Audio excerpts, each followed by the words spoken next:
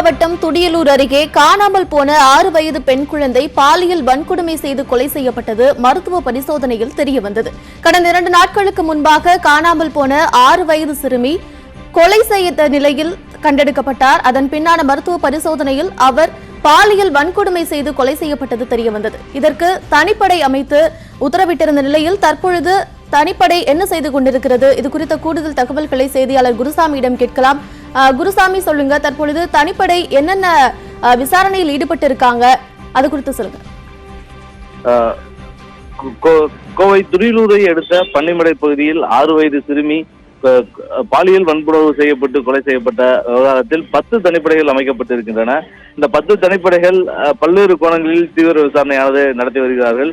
4 இன்ஸ்பெக்டர்கள் தலைமையில் 4 தனிப்படைகளும் 6 உதவி ஆய்வாளர்கள் தலைமையில் தனியாக 6 தனிப்படைகளும் என மொத்தம் 10 தனிப்படைகள் அமைக்கப்பட்டிருக்கிறது.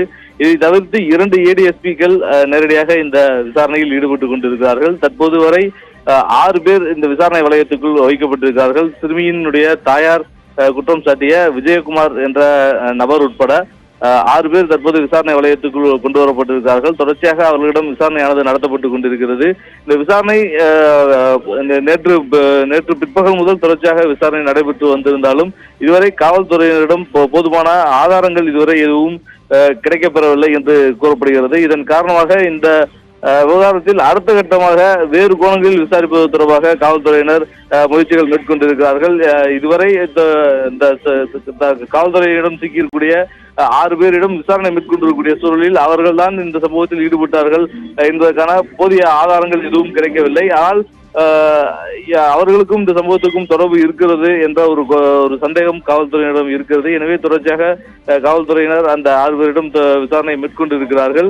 இதனிடையே சம்பந்தப்பட்ட பெற்றோர் புகார் அளித்திருந்த சூழலிலும் இதுவரை அவர்களுக்கு முதல் தகவல் அறிக்கையினுடைய நகலானது இதுவரை அவர்களுக்கு அளிக்கப்படவில்லை. தற்போது அந்த முதல் தகவல் அறிக்கையை பெறக்கூடிய முயற்சியில் அந்த பாதிக்கப்பட்ட குடும்பத்தினர் ஈடுபட்டிருக்கிறார்கள். முதல் தகவல் அறிக்கையில் என்ன தெரிவிக்கப்பட்டிருக்கிறது, என்னென்ன பிரிவுகள் சேர்க்கப்பட்டிருக்கிறது என்பது குறித்தான ஒரு முழுமையான தகவல் இதுவரை அந்த பெற்றோருக்கும் இதுவரை கிடைக்கப்படவில்லை என்றே கூறப்படுகிறது. 2 பிரிவுகள் மட்டுமே அதில் சேர்க்கப்பட்டிருக்கிறது. ஒன்று கொலை வழக்கு மற்றும் போஸ்கோ ஆக்ட் ஆகிய 2 பிரிவுகள் சேர்க்கப்பட்டிருப்பது மட்டும் பெற்றோரிடம் தெரிவிக்கப்பட்டிருக்கிறது. இதை தவிர்த்து வேறு பிரிவுகள் எதுவும் சேர்க்கப்பட்டிருக்கிறதா என்பது குறித்தான தகவல்களும் இதுவரை பெற்றோருக்கு தெரியவில்லை. இது தொடர்பாக மாதர் சங்கத்தினரும் பாதிக்கப்பட்ட குடும்பத்தினருடன் சேர்ந்து அந்த தொடர்பான தகவல்களை பெறுவதற்கான முயற்சிகளில் தொடர்ச்சியாக ஈடுபட்டுக் கொண்டிருக்கிறார்கள். 10க்கும் மேற்பட்ட தனிப்படைகள் அமைக்கப்பட்டிருந்த சூழலிலும் இதுவரை யார் குற்றவாளி என்பது குறித்து இதுவரை ஒரு வெளிப்படையான தகவல் இதுவரை வெளியாகவில்லை.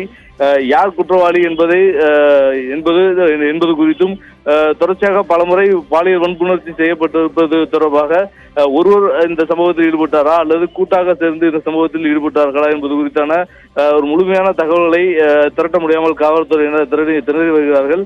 10 தனிப்படைகள் அமைக்கப்பட்டிருந்த போதிலும் இந்த வழக்கினுடைய விசாரணையை மேற்கு மண்டல IG பெரியய்யா நேரடியாக அவ்வப்போது இந்த 10 தனிப்படைகளிடம் விசாரணையினுடைய நிலவரம் குறித்து தொடர்ச்சியாக கேட்டறிந்து வருவதாக கூறப்படுகிறது. பலகட்ட விசாரணைகள் நடைபெற்று வரக்கூடிய சூழலிலும் இதுவரை சம்பந்தப்பட்ட குற்றவாளி யார் என்பது குறித்தான ஒரு தெளிவான ஒரு முடிவு எடுக்க முடியாமல் காவல்துறையினரை பொறுத்தவரை திணறி வருகிறார்கள் என்றே தெரிகிறது. கார்த்திகா, கண்டிப்பாக குருசாமி, தொடர்ந்து ராதிகா குழந்தையின் பெற்றோர் அவர்களிடம் கேட்கலாம். பொள்ளாச்சி இன்னும் அதிர்ச்சி அடங்குவதற்கு முன்பாக இந்த மாதிரி ஒரு கொடுமை நிகழ்ந்திருக்கிறது. இதை நீங்க எப்படி பாக்குறீங்க ராதிகா?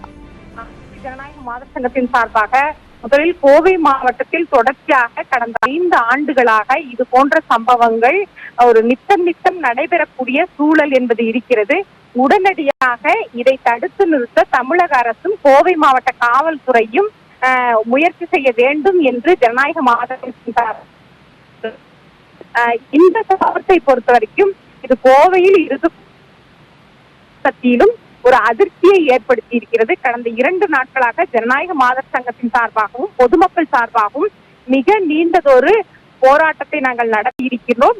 அதுவும் நாங்கள் சிறுமியின் சடலத்தை வாங்காமல் சாலை மறியலில் ஈடுபட்டோம். நேற்று காவல்துறையினர் சில வாக்குறுதிகள் கொடுத்ததன் அடிப்படையில் நாங்கள் சடலத்தை பெற்றிருக்கிறோம். நேற்று காலை மாவட்ட ஆட்சியரை சந்தித்து எங்கள் கோரிக்கைகளை முன்வைத்திருக்கிறோம். அதே போல மாவட்ட காவல் கண்காணிப்பாளரை சந்தித்தும் எங்களது கோரிக்கைகளை முன்வைத்திருக்கிறோம். ஆனாலும் கூட இன்னும் குற்றவாளிகள் அடையாளப்படுத்தப்படாமல் இருப்பது என்பது மிகவும் வேதனைக்குரிய விஷயமாக பார்க்கின்றோம். இது போன்ற சம்பவங்களில் காவல்துறை துரிதமாக செயல்பட்டு குற்றவாளிகளை உடனடியாக அடையாளம் காண்பது, நீதிமன்றத்தில் ஆஜர்படுத்தப்படுவது என்பதுதான் ஒரு நம்பிக்கை அளிக்கக்கூடிய விஷயமாக இருக்கும். கடந்த 5 ஆண்டுகளில் கோவை மாவட்டத்தில் பெண்கள் சிறுமிகள் மீதான வழக்கின் தீர்ப்பு என்பது பெரிய அளவில் தண்டனைக்கு உள்ளாக்கப்பட்டதாக தெரியவில்லை. அப்படியான தண்டனைகளும் வந்ததாக தகவல்கள் இல்லை. ஆகவே இது போன்ற சம்பவங்கள் தொடர்ச்சியாக நடந்து கொண்டிருக்கின்றது என்பதை பதிவு செய்கிறேன். தொடர்ந்து நேற்று ஒரு நாள் முழுக்க நீங்க போராட்டம் நடத்தியிருக்கீங்க. இந்த போராட்டத்துல போலீசார் என்ன வாக்குறுதி அளிச்சாங்க? அவங்க உறுதி அளிச்சபடி ஏதாவது நடந்திருக்கிறதா? அது குறித்து சொல்லுங்க. கடந்த 2 நாட்களாக எங்களது போராட்டத்தை நாங்கள் நடத்தினோம். நேற்றைக்கு முன்தினமும் போராட்டத்தை நடத்தினோம். நேற்றைக்கு முன்தினம் போராட்டத்தின் தொடர்ச்சியாக நாங்கள் மருத்துவமனை விட்டு வெளியே வந்துவிட்டோம். அதற்கு பிறகு ஒரு 10 தனிப்படைகளை அமைத்து தேடுவதாக தகவல்கள் வந்தது. அதற்கு பிறகு நேற்று காலை மாவட்ட ஆட்சியரை சந்தித்து பேசுகிற போதும், மாவட்ட காவல் கண்காணிப்பாளரை சந்தித்து பேசுகிற போதும், நேற்றைக்கு ஒரு நாள் எங்களுக்கு அவகாசம் தாருங்கள், நாங்கள் குற்றவாளிகள் யார் என்று அடையாளப்படுத்தி விடுவோம், 4 பேரை பிடித்து விசாரணை செய்து கொண்டிருக்கின்றோம், அதில் ஒரு சில தகவல்கள் எங்களுக்கு கிடைத்திருக்கிறது, ஆகவே ஒரு நாள் எங்களுக்கு அவகாசம் வேண்டும் என்று கேட்டார்கள். அதே போல நாங்களும் கொடுத்தோம். ஆனா இன்னும் குற்றவாளிகள் அடையாளப்படுத்தப்படாமல் இருப்பது என்பது மிகவும் வேதனைக்குரிய விஷயமாக பார்க்கின்றோம். நாளைய தினம் நாங்கள் இன்று ஒரு நாள் எங்களுக்கான அவகாசமாக நாங்கள் எடுத்துக்கொள்வோம். நாளைக்கு மிகப்பெரிய அளவிலே எங்களது போராட்டத்தை நடத்த முடிவு செய்திருக்கிறோம். தொடர்ந்து 2 நாட்களாக போராட்டம் நடத்திட்டு இருக்கீங்க. நாளைக்கும் போராட்டம் நடத்த போறதா சொல்றீங்க. இதற்கு கலெக்டர் மற்றும் எஸ்பி இவங்களுடைய ரெஸ்பான்ஸ் எந்த லெவல்ல இருக்கு? அது உங்களுக்கு போதுமான அளவுல இருக்கிறதா? அதை பத்தி சொல்லுங்க. கலெக்டரோட ரெஸ்பான்ஸும் எஸ்பியோட ரெஸ்பான்ஸும் அவங்க சொன்னாங்க, அதை செய்யல. அப்ப இனி எங்களுடைய முடிவு போராட்டத்தில் ஈடுபடுவது அப்படிங்கிறது தான். கண்டிப்பா 10 தனிப்படைகள் அமைச்சு கூடுதலா ஏடிஎஸ்பிக்களோட இந்த தேடுதல் வேட்டை நடைபெற்று இருக்கு. கலெக்டரை பார்த்து தங்களுக்கு 4 பேர் மேல சந்தேகம் இருக்கிறதா அவங்களுடைய பெற்றோர் சொல்லியிருக்காங்க. அந்த சந்தேகம் கொள்ளக்கூடிய அந்த 4 பேரை பிடிச்சு விசாரிக்கிறாங்களா? அதனுடைய விசாரணை எந்த அளவில் இருக்கு? நேற்று நாங்க திரும்ப அந்த குற்றவாளிகள் யாரு, எங்க வச்சிருக்கீங்கிறது கேட்டோம். காவல்துறையினரும் எங்களுக்கு அந்த 4 பேர் இருக்கக்கூடிய இடமும் அவங்களையும் எங்களுக்கு காண்பித்தார்கள். எங்களுக்கும் பெற்றோருக்கும் காண்பித்தாங்க. அந்த அடிப்படையில் தான் நான் எங்களுடைய போராட்டத்தை சடலத்தை நாங்க வாங்கினோம். நேற்றே குற்றவாளிகளை நாங்க கண்டுபிடிச்சிருவோம்னு சொன்னாங்க. ஆனா இன்னும் அப்படியான எந்த இருக்கின்றோம். பொள்ளாச்சி சம்பவத்தை விட மிக மோசமா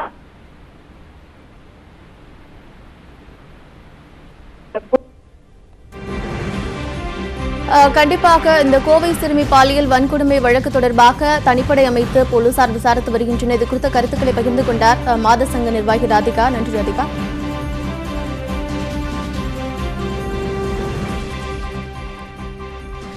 குருசாமி, தற்பொழுது ராதிகா சொன்னது போல 4 பேரை பிடித்து விசாரித்துக் கொண்டிருப்பதாக அவங்க கூறியிருக்கிறாங்க.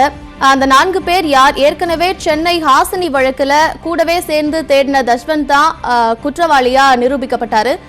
இந்த மாதிரி இருக்கிற சமயத்துல இப்ப அந்த 4 பேரும் அந்த பகுதியை சேர்ந்தவர்கள் தானா?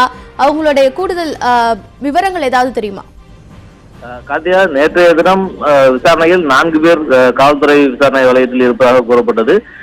நேற்று மாதர் சங்கம் மற்றும் பெற்றோர்கள் அந்த பாதிக்கப்பட்ட இறந்த சிறுமியினரின் பெற்றோரிடம் 4 பேரிடம் விசாரணை என்று தெரிவித்திருந்தார்கள். ஆனால் நேற்று இரவு மேலும் கூடுதலாக 2 பேர் விசாரணை வலயத்துக்குள் கொண்டு வரப்பட்டிருக்கிறார்கள். தற்போது போலீஸ் விசாரணை என்பது 6 பேரிடம் நடைபெற்றுக் கொண்டிருக்கிறது. இந்த 6 பேரும் அதே பகுதியை சேர்ந்தவர்கள். ஒரு பள்ளி மாணவன் 12ஆம் வகுப்பு படிக்கக்கூடிய பள்ளி மாணவன் உட்பட ஒரு 6 பேர் சந்தேகத்தின் பேரில் தற்போது காவல்துறையினர் அழைத்து விசாரணை மேற்கொண்டிருக்கிறார்கள். அதே பகுதியை சேர்ந்தவர்கள் இந்த சம்பவத்தில் ஈடுபட்டிருப்பதற்கான வாய்ப்புகள் இருப்பதாக அவரது பெற்றோர் தெரிவித்திருக்கிறார்கள். குறிப்பாக அந்த சிறுமி இருந்த வீட்டின் அருகில் இருக்கக்கூடிய விஜயகுமார் என்ற ஒருவர் மீதுதான் தங்களுக்கு சந்தேகம் என்று பாதிக்கப்பட்ட இறந்த சிறுமியினது தாயார் தெரிவித்திருந்தார். அதனால் விஜயகுமார் மற்றும் அவர் நட்பு வட்டாரங்களில் இருக்கக்கூடிய ஒரு 6 பேர் தற்போது விசாரணை வலயத்துக்குள் கொண்டு வரப்பட்டிருக்கிறார்கள். தற்போது விசாரணையானது தொடர்ச்சியாக நடைபெற்றுக் கொண்டிருக்கிறது. காவல்துறையினரை பொறுத்தவரை அந்த சந்தேகத்தின் பேரில் தான் விசாரணையானது நடத்தப்பட்டுக் கொண்டிருப்பதாக காவல்துறையினர் தெரிவிக்கிறார்கள். இதுவரை இவர்தான் குற்றவாளி என்று இறுதி செய்யப்படவில்லை என்று காவல்துறை வட்டாரங்கள் தெரிவிக்கின்றன. அந்த 6 பேரிடம் தொடர்ச்சியாக விசாரணை பல கோணங்களில் நடைபெற்றுக் கொண்டிருப்பதாகவும் இது தவிர்த்து வேறு சில கோணங்களிலும் விசாரணையானது நடைபெற்றுக் கொண்டிருக்கிறது. அவற்றை தங்களால் தற்போது வெளிப்படையாக தெரிவிக்க முடியாது. ஆனால் மிக விரைவில் சம்பந்தப்பட்ட குற்றவாளிகள் கைது செய்யப்படுவார்கள் என்ற ஒரு நம்பிக்கையை மட்டும் காவல்துறை அதிகாரிகள் தெரிவித்திருக்கிறார்கள். அதே வேளையில் 10 தனிப்படைகள் அமைக்கப்பட்டு ஏராளமான காவல்துறையினர் இந்த ஒரே வழக்குக்காக குவிக்கப்பட்டிருக்கக்கூடிய சூழலிலும் அந்த சம்பந்தப்பட்ட குற்றவாளி யார் என்பதை இறுதி செய்ய முடியாமல் காவல்துறையினர் திணறி வருவது ஒரு மிகப்பெரிய பின்னடைவாகவே பார்க்கப்படுகிறது. மற்ற வழக்குகளில் சம்பந்தப்பட்ட குற்றவாளிகளை எளிதாக அடையாளம் காணக்கூடிய பட்சத்தில் இந்த ஒரு வழக்கில் இவ்வளவு தூரம் காவல்துறை அதிகாரிகள் களமிறக்கப்பட்டும் குற்றவாளிகளை அடையாளம் காண முடியாமல் காவல்துறையினர் திணறுவது காவல்துறைக்கு பின்னடைவாக பார்க்கப்படுகிறது. எனினும் காவல்துறையினரை பொறுத்தவரை பல்வேறு கோணங்களில் விசாரணை நடைபெற்றுக் கொண்டிருப்பதால் மிக விரைவில் சம்பந்தப்பட்ட குற்றவாளி அடையாளம் காணப்பட்டு கைது செய்யப்படுவார் என தெரிவிக்கப்பட்டிருக்கிறது. நேற்றைய தினம் பொதுமக்கள் 500க்கும் மேற்பட்டோர் 4 மணி நேரத்துக்கு மேலாக துறையூர் பேருந்து நிலையம் அருகே கொளுத்தும் வெயிலிலும் தொடர்ச்சியாக மறியல் போராட்டங்களில் ஈடுபட்டுக் கொண்டிருந்தார்கள். இதன் காரணமாக கோவை மேட்டுப்பாளையம் சாலையில் ஒரு கடுமையான போக்குவரத்து பாதிப்பானது ஏற்பட்டிருந்தது. அப்போது அவர்களிடம் சமரசப்படுத்திய காவல்துறையினர் இன்று 3 மணிக்குள் அந்த சம்பந்தப்பட்ட குற்றவாளிகள் கைது செய்யப்படுவார்கள் என்று உத்தரவாதம் அளித்திருந்தார்கள். அப்படி 3 மணிக்குள் கைது செய்யாவிட்டால் தாங்கள் அடுத்த கட்டமாக போராட்டத்தை தீவிரப்படுத்துவோம் என நேற்றைய தினம் போராட்டத்தில் ஈடுபட்ட பொதுமக்கள் தெரிவித்திருந்தார்கள். எனினும் காவல்துறையினரை பொறுத்தவரை மிக உறுதியாக போராட்டத்தில் ஈடுபட்ட பொதுமக்களிடம் தெரிவித்தார்கள். 3 மணிக்குள் இந்த பிரச்சனையை இந்த சம்பந்தப்பட்ட குற்றவாளிகளை நாங்கள் அடையாளம் காண்டு விடுவோம் என்று தெரிவித்திருந்தார்கள். ஆனால் தற்போது வரை சம்பந்தப்பட்ட குற்றவாளி யார் என்பதில் அடையாளம் காண்பதில் காவல்துறையினர் இன்னும் ஒரு தெளிவான முடிவு எடுக்க முடியாத சூழல் தற்போது நிலவிக் கொண்டிருக்கிறது. எனவே தற்போதைய சூழலில் பொதுமக்கள் தங்களது குற்றவாளி யார் என்பது தெரியாததன் காரணமாக அடுத்த கட்டமாக போராட்டங்களில் ஈடுபடுவதற்கான ஒரு சூழலும் தற்போது ஏற்பட்டிருக்கிறது. அதே போன்று மாதர் சங்கம் உள்ளிட்ட பல்வேறு அமைப்புகளும் தொடர்ந்து பேசலாம். குருசாமி தொடர்ந்து எவிடன்ஸ் கதிர் இணைப்பில் உள்ளார், அவரிடம் கேட்கலாம். சார் சொல்லுங்க, தற்பொழுது நேற்று போய் நீங்க அந்த சிறுமி உடலை பார்த்துட்டு வந்திருக்கீங்க. தொடர்ந்து இந்த மாதிரி பொள்ளாச்சி பாலியல் வழக்கு, அதை தொடர்ந்து இந்த சிறுமி பாலியல் வழக்கு தொடர்ந்து வந்துட்டு இருக்கு. இதை நீங்க எப்படி பாக்குறீங்க? தமிழ்நாடு ஒரு மோசமான ஸ்டேட்டாக மாறிட்டு இருக்கு. அதுவும் பெண்களுக்கு பாதுகாப்பு இல்லாத அதிகமான பாலியல் பலாத்காரங்கள் நடக்கக்கூடிய ஒரு மாநிலம் இன்னைக்கு முன்னணி மாநிலமாக தமிழ்நாடு இருக்கு. அதுவும் குறிப்பா பாத்தீங்கன்னாக்க வெஸ்ட் ஜோன் கோவை மண்டலம் அதிகமான பாலியல் ரீதியாக பெண்கள் மீதும் குழந்தைகள் மீது நடக்கக்கூடிய ஒரு மண்டலமாக இருக்கு. இங்க ஒரு ஸ்பெஷல் போக்கஸ் தேவை. அந்த வெஸ்ட் ஜோனை ஒரு அட்ராசிட்டி ஸ்ட்ரீட் ப்ரோன் ஏரியாவை டிக்ளேர் பண்ணணும். பெண்கள் மீது நடைபெறக்கூடிய அதிகமான வன்கொடுமை நடக்கக்கூடிய பகுதியாக டிக்ளேர் பண்ணணும். அப்படி டிக்ளேர் பண்ணாதான் இங்கே கவர்மெண்ட் சில ஸ்பெஷல் செக்டர் உருவாக்குவாங்க. அது போலீஸ் விங்கா இருக்கலாம், இல்லைனாக்க சிறப்பு நீதிமன்றங்களாக இருக்கலாம். இதான் இங்க தடுக்க முடியும். 1. 2 பாத்தீங்கன்னாக்க வர்மா 2012 நிர்பயா வழக்குக்கு பிறகு ஜஸ்டிஸ் வர்மா ஒரு சட்டத்தை பரிந்துரை வைத்தாரு. அதன் அடிப்படையில் சட்டங்கள் இயற்றப்பட்டது. அதில் என்ன சொல்றாங்க, இந்த மாதிரி வழக்குகள்ல 2 மாதங்கள்ல குற்றப்பத்திரிகை தாக்கல் செய்யப்படணும். குற்றப்பத்திரிகை தாக்கல் செய்யப்பட்ட 2 மாதங்கள்ல தீர்ப்பு கொடுக்கணும்னு இருக்கு. ஆனால் இன்றைக்கு 5000க்கும் மேற்பட்ட வழக்குகள் பெண்டிங்ல இருக்கு. ஆனா விரைந்து விசாரணை பண்ணி தீர்ப்பு கொடுக்கணும்னு சொல்லப்பட்டிருக்கு சட்டத்துல. ஆனா தமிழ்நாட்டுல பாத்தீங்கன்னா மிகவும் தொய்வாக விசாரணையே கிடையாது. பல வழக்குகள் பெண்டிங்ல இருக்கு. 2012, 13 வழக்குகள்லாம் பெண்டிங்ல இருக்கு. தமிழ்நாட்டில் 65% வேறு எந்த மாநிலத்திலும் இல்லாத அளவுக்கு பாலியல் பலாத்காரங்கள்ல கணக்கெடுத்து பாத்தீங்கன்னா 65% குழந்தைகள் மீது நடக்குது. அது முறையாக கண்டுபிடிச்சு தண்டனை வாங்கி கொடுக்கறது நம்ம தோத்து போயிருக்கிறோம். அதனுடைய வெளிப்பாடு தான் இது. இந்த பொள்ளாச்சி இன்சிடென்ட்டுக்கு பிறகும் பாத்தீங்கன்னா இந்த இன்சிடென்ட் நடந்திருக்கு. அவங்க முதல் நாள் 25ஆம் தேதி 6 மணிக்கு பிள்ளைய காணா போச்சுன்றாங்க. 26ஆம் தேதி காலையில் 6 மணிக்கு அந்த பாடி கிடக்குது பொட்டலா மாதிரி. என்ன நடந்திருக்கு அவங்க சொல்றாங்க, அவங்க தாயார் சொல்றாங்க, நாங்க நைட்ல யாராவது போட்ட போறாங்கன்றதுக்காக தான் இரவெல்லாம் முடிச்சிருந்தோம் சார். அந்த அந்த பாடி கடந்த அந்த இடத்துல கூட நாங்க பாத்துட்டு இருந்தோம். ஆனா அங்க போடல, கொஞ்சம் கண் அசந்து போயிருக்கிறோம். திடீர்னு பார்த்தா அந்த சந்துல அந்த பொண்ணுடைய உடம்ப போட்டு போயிருக்காங்கன்றாங்க. அப்ப வந்து பாருங்க, இவ்வளவு விரைவாக அந்த பாடியை வந்து போட்டு போயிருக்கிற நிலை இருக்கு. ஆனா பாத்தீங்கன்னா போலீஸ் என்ன சொல்றாங்க, நாங்க கண்டுபிடிச்சிட்டு இருக்கோம் போஸ்கோல போடுறோம் அப்படின்னு சொல்லிட்டு இருக்காங்க. தவிர துரிதமான விசாரணை என்பது இல்லை. என்னை பொறுத்தவரை விசாரணை பண்ற அளவுக்கு இங்க எலெக்ஷன் இருக்கிறதுனால இன்வெஸ்டிகேஷன் இங்க தேங்கி போய் கிடக்குது. அப்படிலாம் அவங்க வந்து ரொம்ப அலாட்டா பண்ணல. இதுக்கு நேற்று கூட ஏன் போராட்டம் பண்ண முடிஞ்சிருக்கு அப்படின்னாக்க, இங்க எலெக்ஷன் நேரத்தில் கையை வச்சா பிரச்சனை ஆகிருக்காது, அது கூட ஸ்பேஸ கொடுத்துருக்காங்க. குற்றவாளி 10 பேருன்றாங்க, 6 பேருன்றாங்க, மக்கள் சொல்றாங்க. அங்க வந்து அதிகமா கஞ்சா இருக்கு, கள்ளச்சாராயம் காய்ச்சப்படுற அந்த ஏரியா. பல முறை புகார்கள் கொடுக்கப்பட்டிருக்கு, எந்த நடவடிக்கை எடுக்கப்படலைன்றாங்க. அந்த ஏரியாவே அதிகமாக கிரைம் நடக்கக்கூடிய பகுதியாக இருக்கு. இதெல்லாம் புகார் போகாமலாம் கிடையாது. இது என்னை பொறுத்தவரை அந்த எஸ்பி வந்து பொறுப்பேற்கணும். அது ஒரு தலித் சிறுமி, ஸ்பாட்டுக்கு வரல, கலெக்டரும் வரல, எஸ்பியும் வரல. இது எஸ்சிஎஸ்சி ஆக்ட்ல இருக்கு. ஃபர்ஸ்ட் அவங்க என்ன சொல்றாங்க, மர்டர்னாங்க, அடுத்து 376ன்றாங்க, போஸ்கோன்றாங்க. அதுக்கப்புறம் பாத்தீங்கன்னா பல போஸ்கோ ஆக்ட் வழக்குகள் இன்னைக்கு பெண்டிங்ல இருக்கு, தீர்ப்பு கூட கொடுக்கப்படல. இதுதான் இன்றைக்கு தமிழக லட்சணமாக இருக்கு. நம்ம வேற ஏதாவது ஒரு மேட்டுக்குடி பெண்ணோ இல்ல மாநகரத்தில் நடந்தா குரல் கொடுக்குறோம், வெள்ளத்தோல இருந்தா குரல் கொடுக்குறோம், இன்போசிஸ் வேலை பார்த்தா குரல் கொடுக்குறோம். ஆனா கிராமப்புற சிறுமிகள், சேரி சிறுமிகள், பெண்கள், குறிப்பா தலித் பெண்கள் அதிகமா பாதிக்கப்பட்ட நம்ம கண்டுக்கிறது இல்லை. இப்படி இந்த நிலையை தான் இருந்துகிட்டு இருக்கு. தொடர்ந்து பொள்ளாச்சி பாலியல் வழக்கு மற்றும் சிறுமி பாலியல் வழக்குன்னு தொடர்ந்து வந்துகிட்டே இருக்கு. இன்னும் 3 நாட்களா இந்த வழக்கு வந்து தொடர்ந்து நடைபெற்று வருது.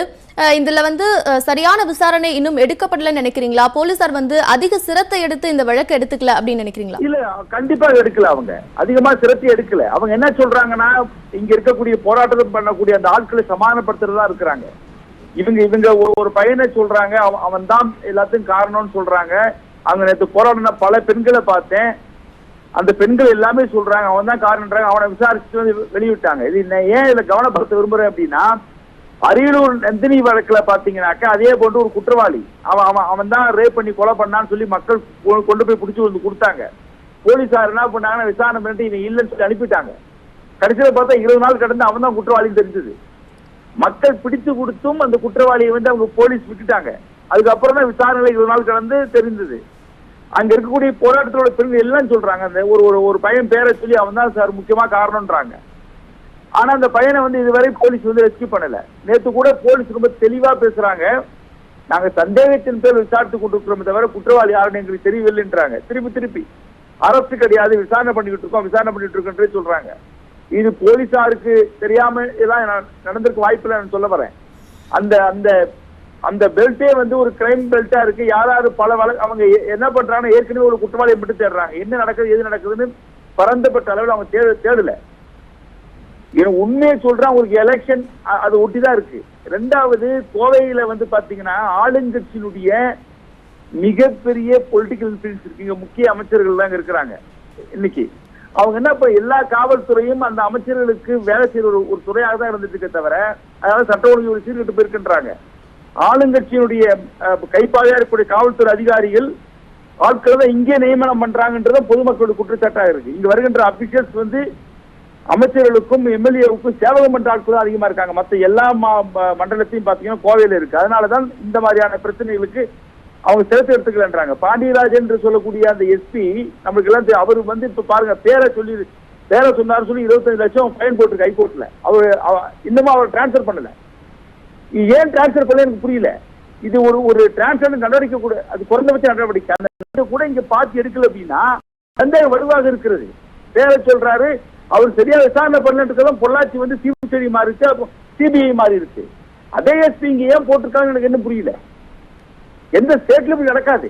இப்படி ஒரு போலீஸ் அதிகாரி சரியா இல்லைனாக்கா கேள்வி கேட்பாங்க. அப்ப இன்னும் பாண்டியராஜ் இங்க வைக்கப்படுறாரு அப்படின்னா என்ன காரணம் புரியல.